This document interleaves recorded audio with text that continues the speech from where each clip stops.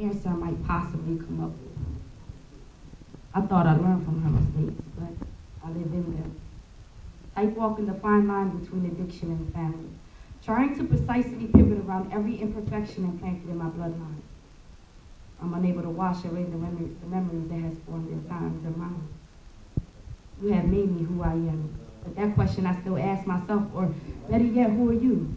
I know you look like my mother and you sound like her too, but the abuse has visually and mentally distorted the oh so beautiful mother I remember you to be.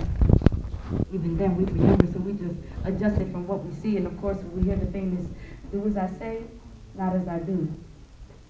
But Mom, isn't that a little hypocritical of you to not realize the seeds you give birth to are a product of you? So that every pill you took and every vein you poked and every hit you pulled became us. Trying to completely numb every bit of guilty feeling that arises each day. Instead of facing it, you try to erase it with whatever taste your body hungers for. Them adrenaline junkies, my tolerance is too high, I need at least 3 more. The kind that will steal your shit and help you look for it. I know that it got so bad that just getting up was a chore. She couldn't stand the pain, just one more for today and tomorrow won't be the same, I promise, as she barely makes it to the front door. Your addiction is like a sketch artist's depiction of a crime.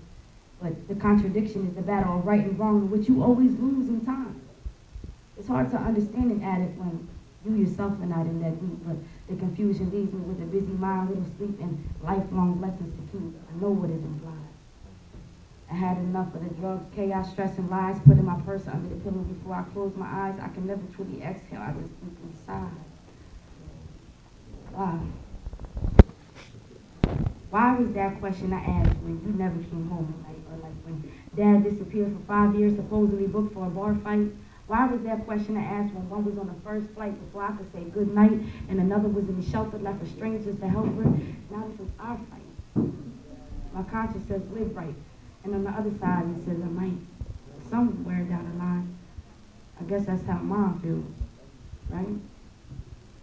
And then I stopped that one.